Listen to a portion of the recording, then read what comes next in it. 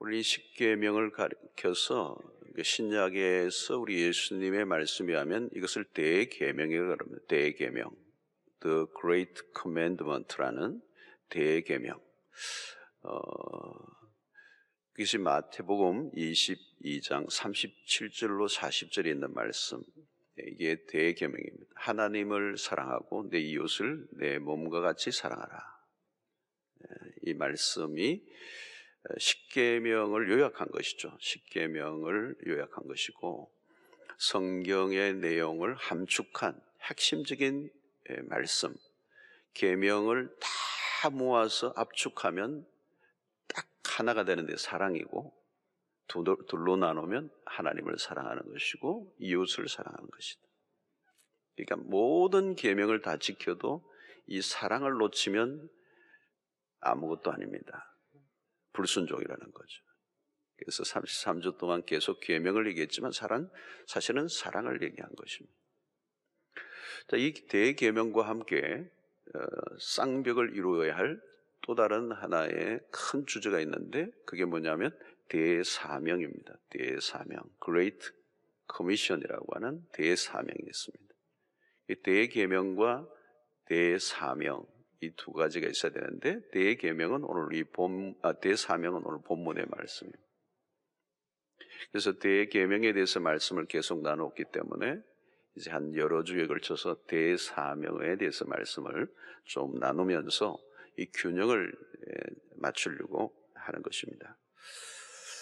이 대계명과 대사명은 교회의 존재 목적, 또 우리의 신앙의 본질을 얘기하는 것입니다. 누군가 그런 표현을 했어요. 위대한 계명, 우리 앞부분에 했던 위대한 계명과 위대한 명령에 대한 위대한 헌신은 위대한 교회를 만든다. 그런 말씀을 했어요. 이 두 가지가 중요한 것입니다. 위대한 계명과 위대한 명령에 대한 위대한 헌신, Great Commitment, 그것이 위대한 교회를 만든다. Great Church를 만든다는 거죠. 굉장히 중요한 것입니다. 이 두 가지가 쌍벽을 이루는 것입니다. 자, 오늘 이 대사명을 우리는 대위임령이라는 말로도 씁니다. 대위임령. 부활하신 그리스도께서 성천 직전의 제자들에게 당신의 사역을 제자들에게 위임해 주셨기 때문에 대위임령이다. 이 대자가 붙는 이유는 매우 중요하기 때문입니다. 우리는 한국 사람들이 대자를 너무 좋아해가지고 다 광안 대교 무슨 다 대자죠. 근데 여기는 진짜 대자예요. Great, 큰 계명. 자, 지상을 떠나면서 위임해 주신 이 말씀을 지상의 교회는 주님이 오실 때까지 수행해야 된다는 것입니다.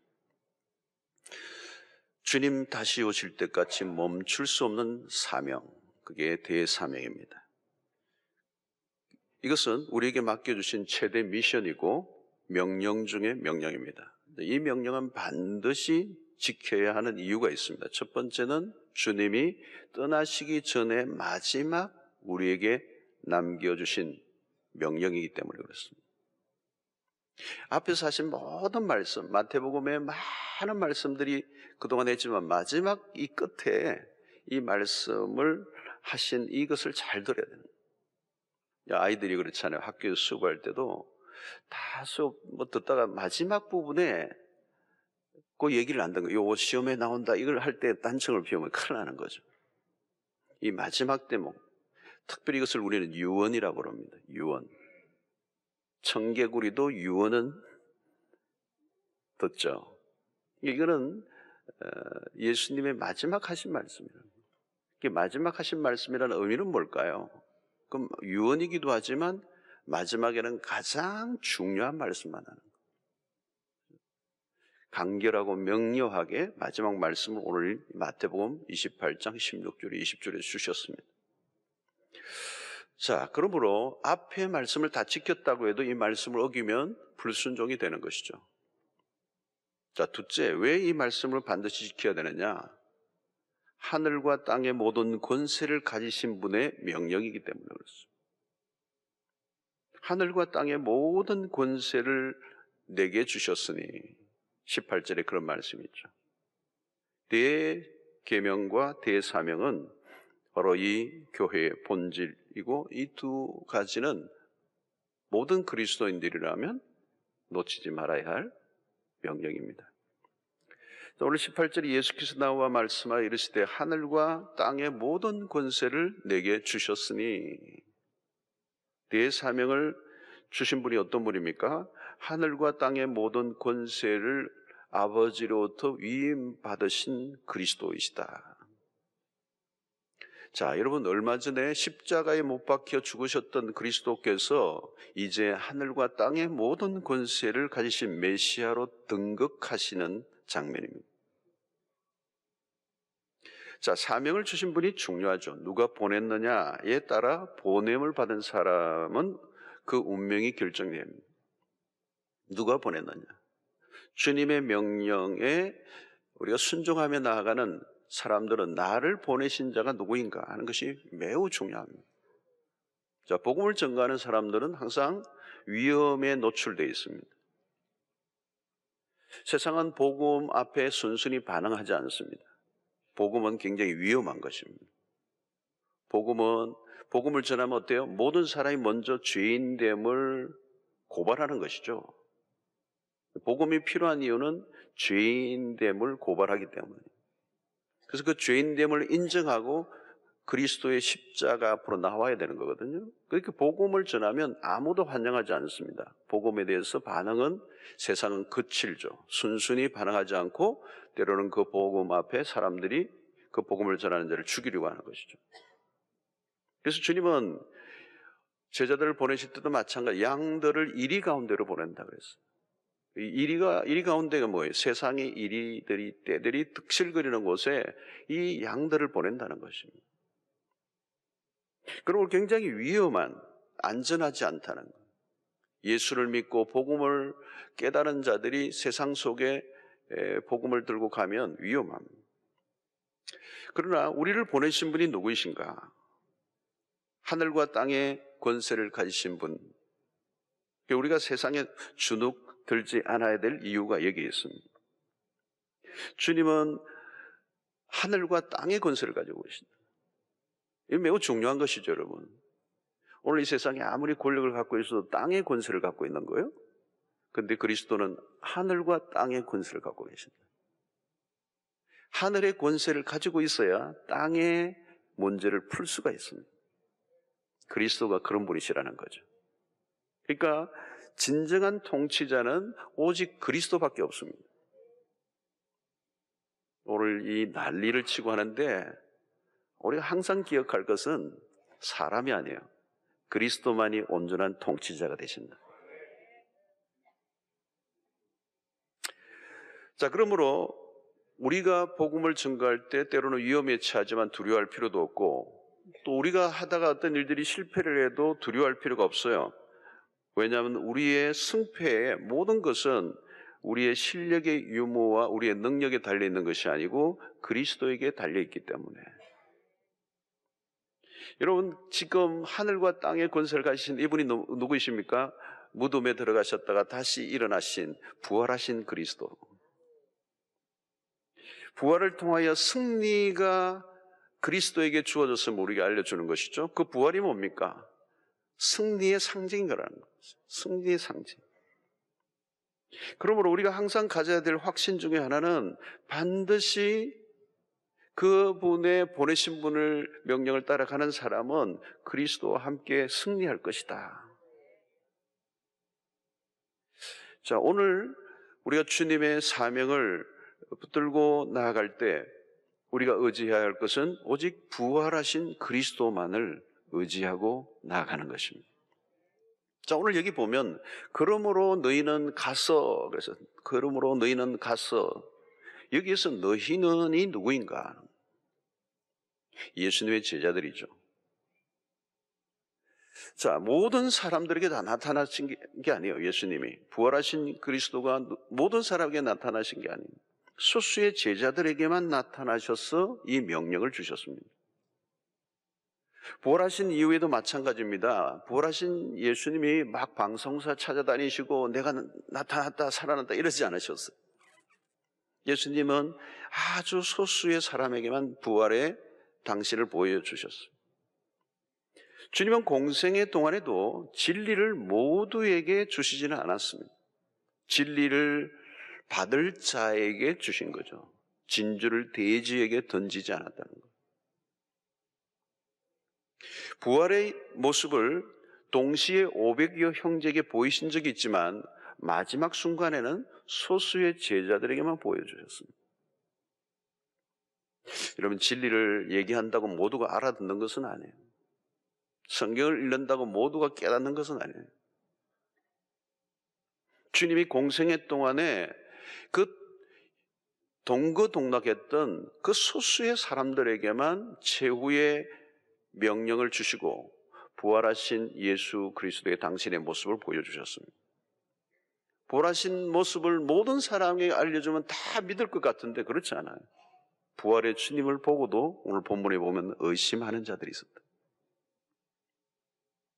그럼 오늘 여기는 너희는 가서 할 때 이 너희는 1차적으로 제자들에게 주신 말씀이지만 신약의 교회에 속한 모든 성도들에게 주신 말씀입니다.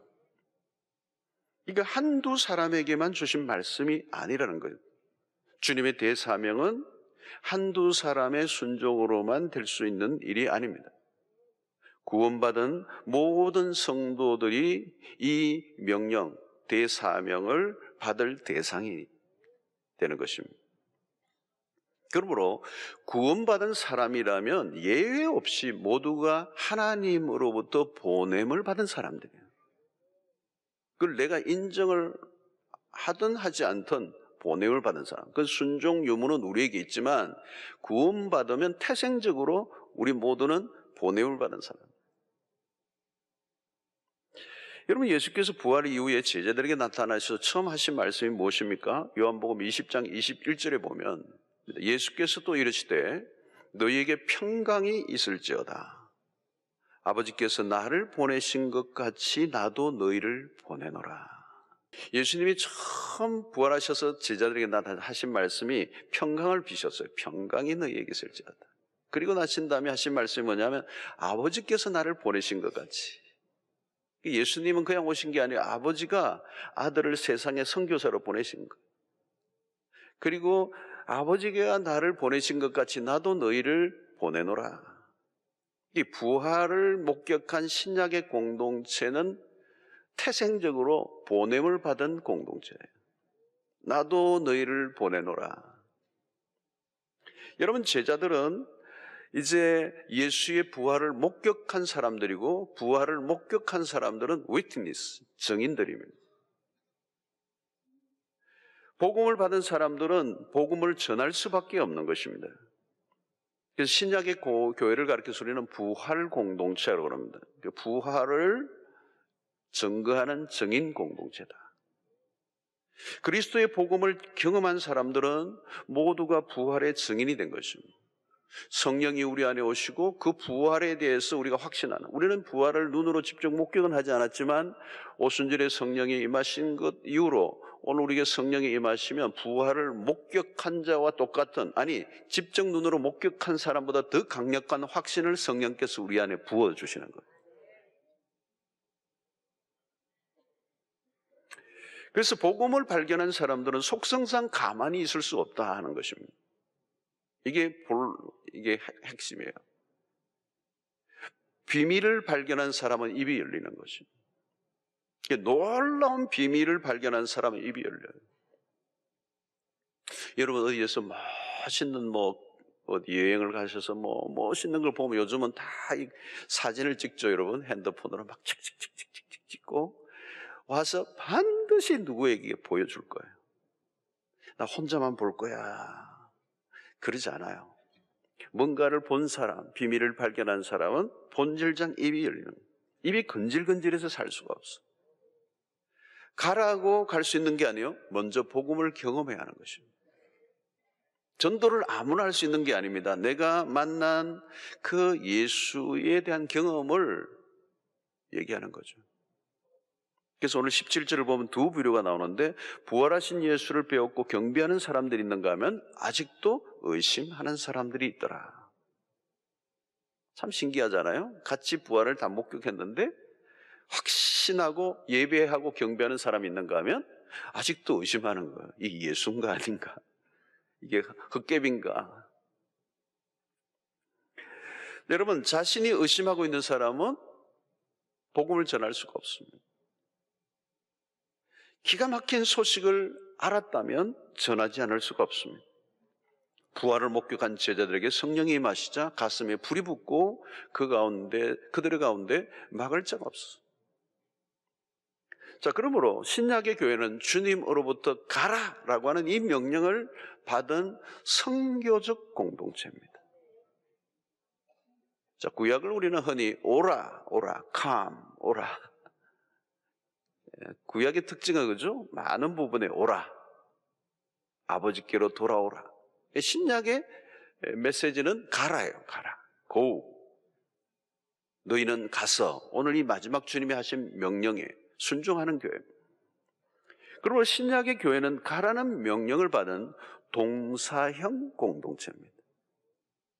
이게 움직여야 되죠. 동사. 움직이는 거. 가라는 거죠. 너희는 가서 복음을 가지고 구체적으로 행동하는 공동체가 되어야 된다는 거예요.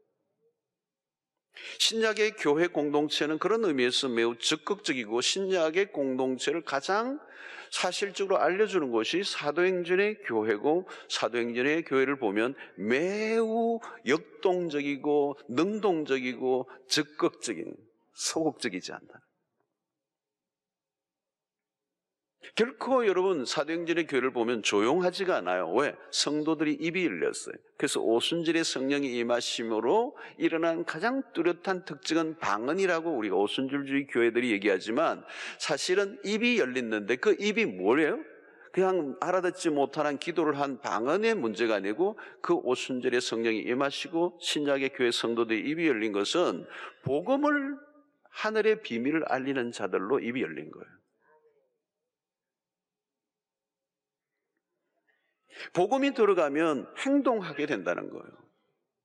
수동적으로 움직이지 않는 그런 신자가 아니에요. 움직인다. 복음이 우리를 역동적이었어. 그래서 사도행전의 키워드 중에 하나가 영어로 얘기한다면 다이나믹이에요. 다이나믹. 역동성입니다. 꿈틀거리고 움직이고 파도가 치고 사람들이 입을 열면서 예수를 막 주로 시인하고 선포하면서 아무도 그들을 막을 자가 없었다. 이게 뭐예요? 복음이 그 안에 들어가면 복음의 태생적으로 그것이 사람을 가만히 있지 않게 하고 적극적으로 능동적으로 움직이게 한다는 거예요. 이 복음의 전념성입니다. 독감에 걸려 있으면 독감의 해가 콜록콜록하면 옆에 주변 사람이 확 다 간다며. 전에 사스나 뭐 요즘 사스 맞죠? 사드 자꾸 사드 해가지고 사스 그 콜록콜록 비행기에서 하면 한 8명 이상은 다 감염된다며. 기침하면요 이 파편이 굉장히 눈에 안 보여서 그렇지만 전염이 금방 되어버리잖아요. 복음의 전염성은 어마어마한 거예요. 자, 그러므로 여러분 이 가라는 명령에 순종하지 않는 교회는 병들어요. 병이 들게 돼 있어요. 우리끼리만 울타리를 치고 벽을 쌓고 폐쇄적인 공동체가 되면 교회는 변질되는 거예요. 교회의 그 속성상 그런 것입니다. 나만의 구원에 도취되어서 우리끼리만의 천국으로 만들면 그 교회는 변질되거나 타락하고 만드는 거예요. 우리끼리 내게 강 같은 평화. 그러면 여러분 그 교회는 건강한 교회가 아니에요. 나만의 구원에 도취되어 있는 교회는 건강한 교회가 될 수가 없어요. 복음이 주는 특성상은 뭐냐고, 그 복음의 영광스러움과 그 축복을 경험한 사람은 입이 닫혀 있을 수가 없다는 거예요. 이렇게 좋은 것을 경험했는데 입이 닫혀 있다는 건 불가능하다는 거예요. 그러므로 이 모이는 교회, 교회는 잘 모여야 하지만 동시에 잘 흩어지는 교회가 돼요. 모이기 위한 것이 교회의 목적이 아니에요. 교회는 흩어지기 위해서 모이는 거예요. 모이는 것이 목적이 아니에요. 우리가 얼마나 많이 모였느냐가 중요하지 않아요. 얼마나 많이 흩어지느냐가 교회의 건강성을 결정하는 거예요. 교회가 아무리 좋아도 교회에서만 살고 교회에서만 모였으면 그건 병든 신자예요.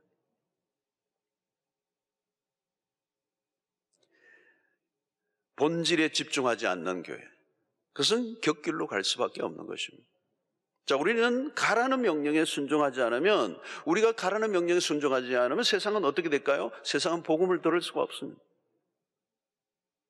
누군가 가라는 명령에 순종했기 때문에 오늘 우리가 구원을 받았습니다. 여러분, 어떻게 가만히 한번 생각해 보세요. 어떻게 이 자리에 내가 앉아 예수를 믿어 이 자리에 앉아 있게 됐겠어요? 누군가 이 너희는 가서라고 하는 이 명령에 순종했기 때문에 오늘 우리가 예수를 알고 구원을 얻고 이 자리에 앉아 있는 거잖아요. 누군가 130여 년 전에는 이 조선이라는 땅은 오늘 기도도 하셨지만 어두움에 가득 찬, 무지에 찬 조용한 아침의 나라, 은둔의 나라였습니다. 조선은 알 길이 없는 나라였어요. 차이나나 일본은 알려져 있지만 이 조선이라는 땅은 그때 탁 붙어가지고 보이지도 않는 나라. 옛날에 지도로 보면 여기 오려고 온 선교사가 없어요. 중국으로 오다 보니 여기 뭐 하나 어쩌다 이렇게 한 거지. 1866년도에 토마스 목사가 셔먼호라고 하는 상선을 타고 왔어요. 뭐 그것을 가지고 제국주의적인 조금 하는 논란도 있지만 그분은 굉장히 순수한 의미에서 그 당시에는 올 수 있는 어떤 통로가 없어요. 이 어떤 교통수단이. 그분의 이력을 보면 순수한 마음으로 복음을, 근데 올 수밖에 없는 게 그 상선이니까 그걸 타고 온 거죠. 오자마자 사실은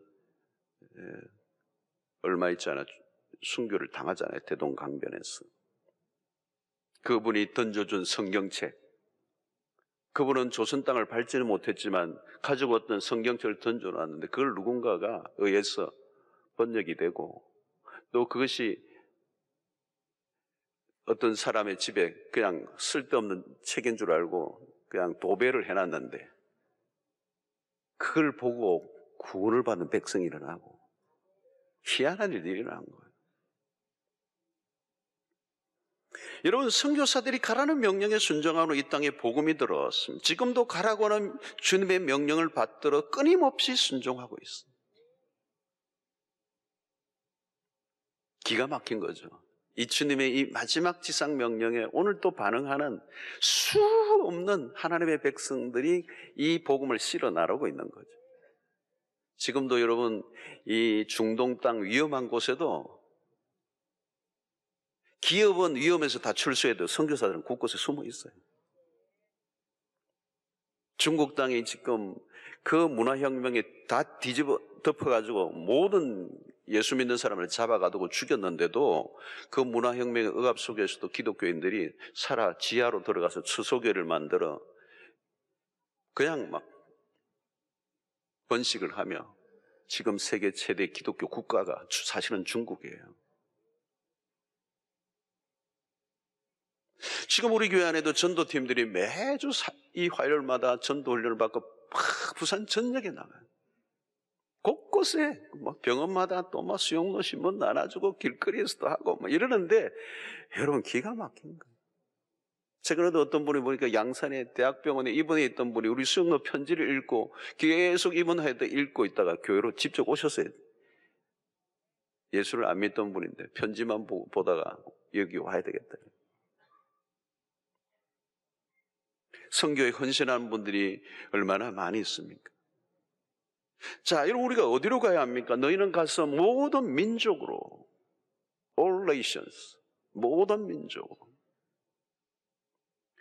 사도행전 1장 8절에 뭐라고 말씀하면 오직 성령이 너희에게 임하시면 너희가 권능을 받고 예루살렘과 온 유대와 사마리아와 땅끝까지 이르러 내 증인이 되리라 하시니라.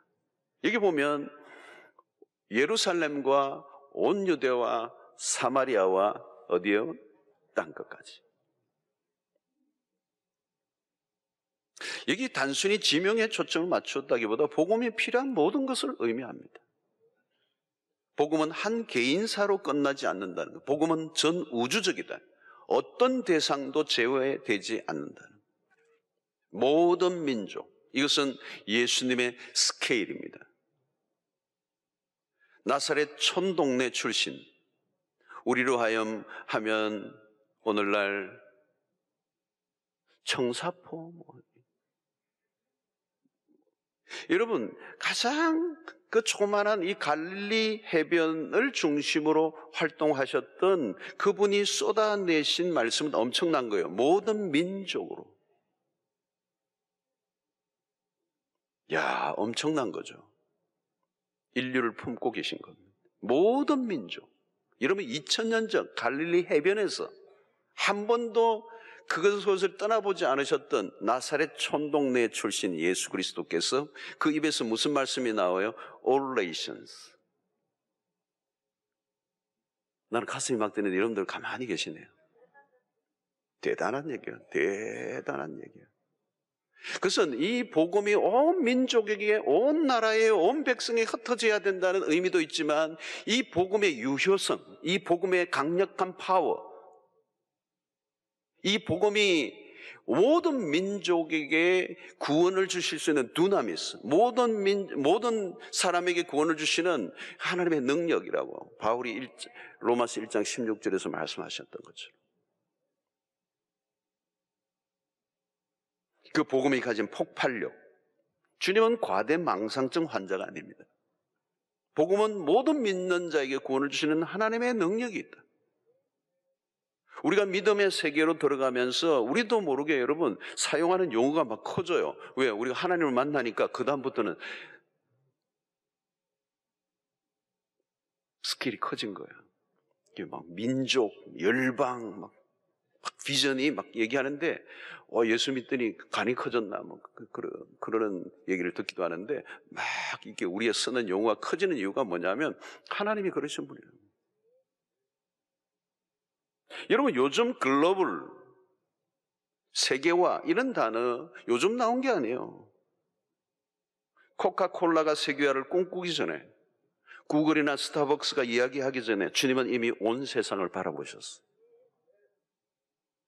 스타벅스 회장인 하워드 슐츠가 꿈꿨던 그 꿈이 여러분 해운대 주변에도 스타벅스가 지금 막 자리를 얼마나 많이 잡고 있어요. 국산 카페들이 막 문을 닫고요. 이 스타벅스가 어마어마한 이 해운대 곳곳에, 광안리 곳곳에, 송정 곳곳에. 어제 저도 스타벅스 커피를 한 잔 마셨습니다. 야, 하워드 슐츠의 그 시애틀의 그 미국의 촌동네에서 한 사람이 꾸었던 그 꿈이 오늘 세계에 그 커피를 막 나르고 있잖아요.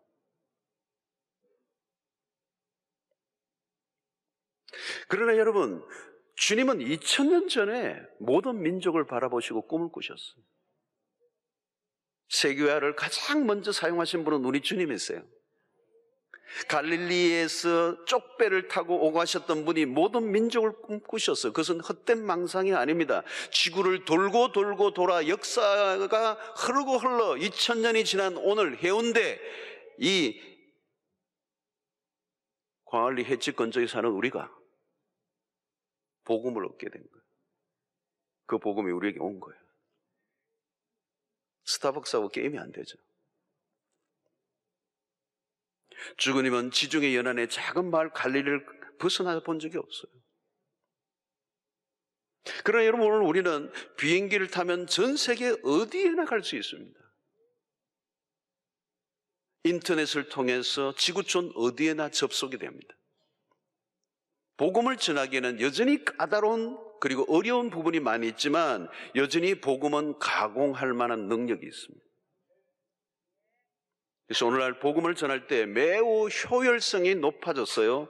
그런 면에서 방해도 많지만 가능성도 많습니다. 이슬람 국가가 아무리 폐쇄적으로 모든 걸 다 묶어두어도 인터넷이 있어요. 방송이 있어요, 여러분. 전파로. 지금도 여러분 그 전파가 이슬람권을 그냥 치고 들어가고 있어서 어떤 사람은 채널을 돌리다가 기독교 방송을 통하여 예수를 믿는 역사가 지금도 일어나고 있어요. 요한복음 14장 12절에 주님이 이걸 예상하셨는지도 몰라요. 이렇게 얘기하죠. 내가 진실로 진실로 너희에게 이르노니 나를 믿는 자는 내가 하는 일을 그도 할 것이요 또한 그보다 큰 일도 하리니. 이건 무슨 얘기예요, 여러분? 내가 하는 일을 그들도 할 것인데 나보다 더 큰 일도 할 것이다. 여러분 그게 뭘까요? 여러분 우리가 예수님보다 능력이 있어서 그 더 능력 있는 얘기를 한다는 게 아닙니다. 무슨 얘기죠? 오늘 이렇게 열려져 있는 이 문명의 발달을 통하여 통신과 교통의 수단이 발달되어 있는 이 시대 속에 예수님은 갈릴리 해변에서 지나셨지만 오늘 우리는 온 세계를 다니면서 우리가 마음만 먹으면 인터넷을 통해서 우리의 방 안에서도 청소년들을 향하여 이 방 안에서 매스미디어를 통해 수없는 사람들에게 복음을 전할 수 있는 기회가 열렸다는 거예요.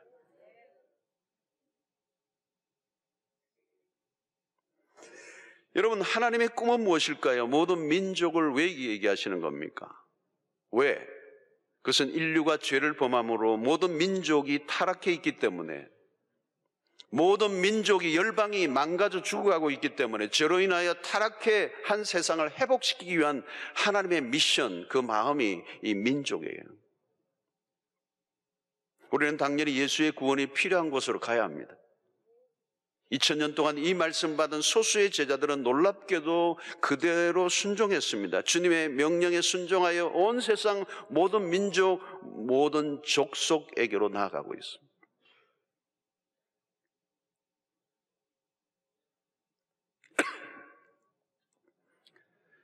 자, 여러분, 우리는 가라는 이 명령은 매우 긴급한 명령입니다.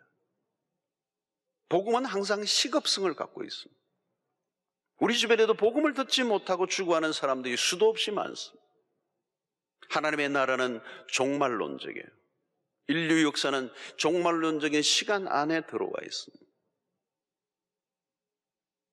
이제 오늘날 통신과 이런 교통의 발달로 인하여 옛날에는 전혀 알려지지 않은 부족이 많았는데 지금은 모든 민족이 거의 다 부족은 다 알려졌어요.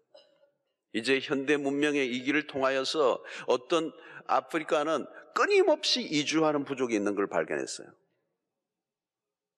그 소수의 부족에게까지도 복음의 삶을 가지고 들어가는 사람들이 있어요. 그들에게도 복음을. 이 마지막 주님이 오시기 전까지 모든 민족, 모든 족속들이 예수 그리스도의 십자가의 복음을 들을 수 있는 기회를 주어야 한다는 거예요.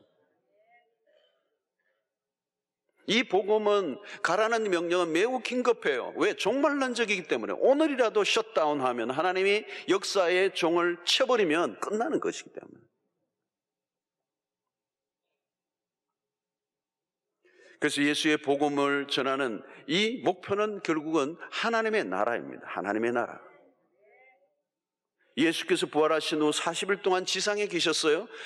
40일 동안 행하신 일이 뭐냐? 사도행전 1장 3절을 보면 그가 받으신 고난 받으신 후에 또한 그들에게 확실한 많은 증거로 친히 살아계심을 나타내사 40일 동안 그들에게 보이시며 중요한 게 뭐예요? 하나님의 나라의 일을 말씀하시니라. 예수님이 부활하시고 난 다음에 남기신 그 모든 가르침의 핵심은 하나예요. 하나님의 나라의 일을 말씀하셨다. 여러분 예수님이 공생의 첫 일성이 뭡니까? 그분의 첫 설교가 뭔지 아세요? 하나님의 나라가 가까웠다는 거예요. 하나님의 나라예요.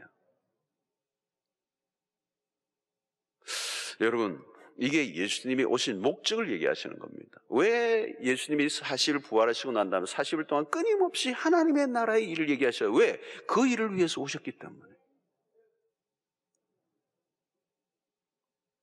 여러분 드라마를 보다 보면 요즘은 드라마 안에 광고도 막 하는 거 있잖아요. 그죠? 노골적으로.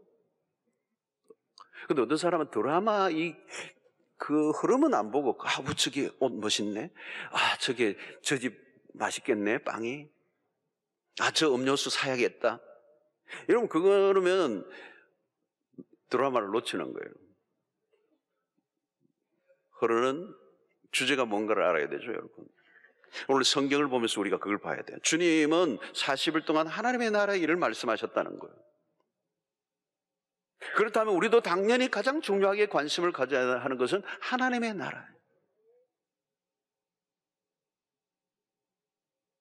여러분, 우리가 전도 혹은 선교를 생각하면 복음을 전하는 것이라고 생각합니다. 왜 복음을 전합니까? 예수를 믿게 하기 위해서, 이렇게 얘기하죠. 그러면 한 번 더 물어봐야 돼요. 왜 구원을 얻게 하려고 하는가? 질문의 끝은 하나님 나라의 완성입니다. 그러니까 한 개인의 구원으로만 끝나는 복음이 아니에요.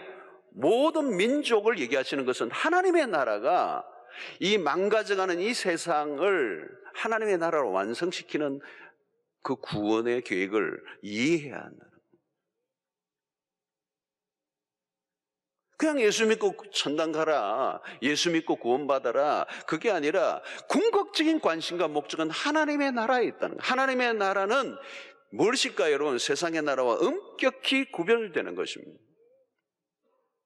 여러분, 이 세상은 여전히 죄 가운데 있고 사단이 지배하는 곳입니다. 눈에 보이는 세상의 왕국은 근본적으로 소망이 없습니다. 여러분, 성경적 세계관은 물질 중심의 세계관과 근본적으로 차이가 있습니다. 눈에 보이는 세상은 일시적인 것입니다. 유한한 것입니다. 우리가 원하든 원하지 않든 세상의 나라는 모든 것이 종료되는 날이 옵니다. 기독교 세계관은 철저히 종말론적입니다. 시간의 끝이 있다는 것이에요. 그것이 하나님의 나라의 완성과 맞물려져 있습니다. 그러므로 지혜란 뭐냐면 이 시간에 대한 바른 이해를 가지고 살아가는 것을 지혜라고 얘기합니다. 깨어있다라고 하는 건 뭘까요? 시간과 연관이 있는 거예요. 도대체 이때가 뭔지를 알면 그건 깨어있는 게 아니에요. 깨어있는 것은 이때가 언제인가를 인식하고 사는 것입니다. 은행 시간에 마감 시간이 오면 마감 시간에는 다른 거죠, 여러분. 끝이 오는 걸 아는 거죠. 정리를 해야 되는 거예요. 우리의 끝은 이미 정해져 있습니다. 물론 그 시간은 하나님의 편에서만 알 수 있는 것입니다. 그러나 우리에게 한 가지 알려주신 단서가 있어요. 그게 마태복음 24장 14절의 말씀이에요. 너무 중요한 말씀이에요. 이 천국 복음이 모든 민족에게 정언되기 위하여 온 세상에 전파되리니 그제야 끝이 오리라. 시간을 얘기합니다. 그것이 뭐예요, 여러분? 모든 시간은 정확히 끝에 맞춰져 있는데 역사의 끝, 그것이 무엇과 연관되느냐? 모든 민족에게 복음이 정언되는 것. 모든 민족이 구원받는 거라고 얘기하잖아요. 모든 민족의 복음이 정언되는 것. 들을 기회를 주는 거죠. 그 끝은 우리가 추구하는 나라는 하나님의 나라, 하나님의 나라. 이 세상의 나라와 상관이 없는 거예요. 시간은 하나님의 나라를 향해 가고 있는 겁니다. 우리의 관심은 위대한 복지국가일지 모르지만 진정한 성경의 관점은 위대한 복지국가가 아니라 하나님의 나라라는 하나님의 나라. 그러므로 가라는 명령을 받은 초점은 세상이 아니라 하나님의 나라의 시각을 가지고 가는 사람들이 전도인이라 된다, 선교사가 된다, 오늘 복음을 전한다는 것은 뭐냐? 이 세상이 아니라 하나님의 나라의 완성의 목표를 가지고 헌신하는 사람들. 여러분, 우리는 이 땅의 이야기들에 초점을 맞출 때가 많습니다. 물론 우리가 이 땅에 발을 딛고 살기 때문에 이 땅을 무시할 수는 없어요. 대선이 어떻게 치러질 것인가 이제 가장 큰 이슈입니다. 경제는 어떻게 될 것인가? 우리를 만나면 북핵 문제니 여러 가지 이슈들에 대한 얘기들을 해요. 그러나 여러분, 그런 것들만 바라보고 있으면 진짜를 놓칩니다. 성경적 관점에 눈이 열려야 돼요. 땅의 이야기는 아무리 대단해도 끝이 납니다. 그 이야기는 소멸되는 날이 오고요, 흔적도 없이 모든 게 사라집니다. 여러분, 아무리 영웅혹을 드리라 해도 자랑할 게 아무것도 없어요. 역사 속의 세계를 제패하려고 했던 자들도 헛된 꿈으로 다 끝났어요. 역사 속에 거대한 문명을 일으켰던 나라들도 다 사라졌어요.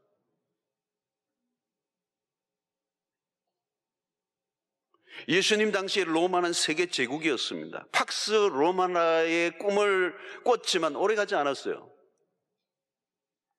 세계 정복을 꿈꿨던 나폴레옹, 세인트 헬레나 섬에서 외롭게 최후를 맞습니다.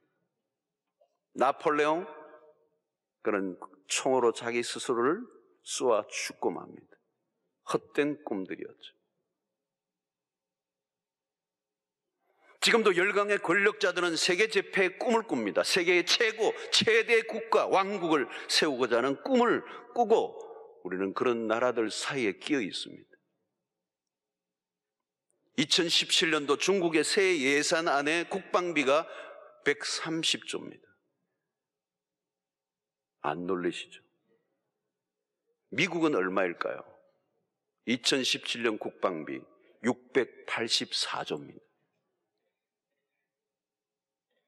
힘의 대결이 과속화되고 있습니다. 그 사이에 우리가 끼어 있습니다.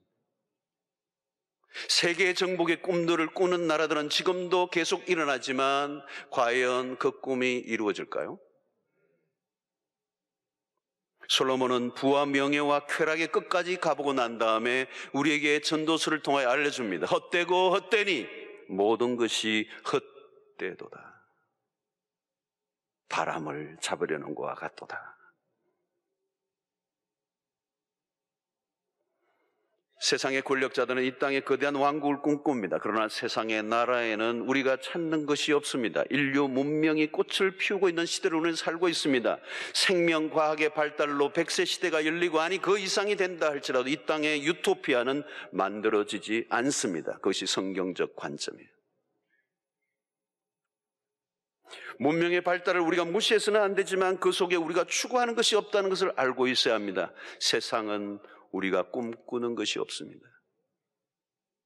세상을 자세히 들여다보면 세상은 망가져 가고 있습니다. 어쩌면 타이타닉처럼 서서히 침몰되고 있습니다.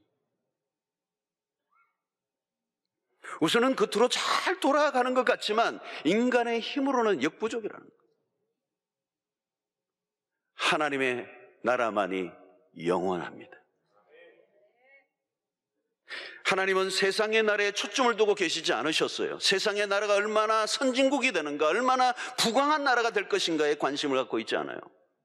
경제의 대국은 우리가 꿈꾸는 거예요. 될 수도 있고 안 될 수도 있습니다. 어떤 것이 더 나을지 우리는 알 수가 없어요. 하나님의 나라는 세상의 나라와 대척점이 있습니다. 세상의 나라가 망하는 것이 전제되기 때문에 하나님의 나라를 이야기하는 것입니다. 그것은 하나님이 망가뜨리기 전에 인간의 죄에 의해서 인간은 스스로 인간의 왕국을 무너뜨리는 거예요. 하나님, 인간이 통치하는 세상의 나라는 언제나 부실하고 혼란스럽고 불안정하고 흔들릴 수밖에 없어요.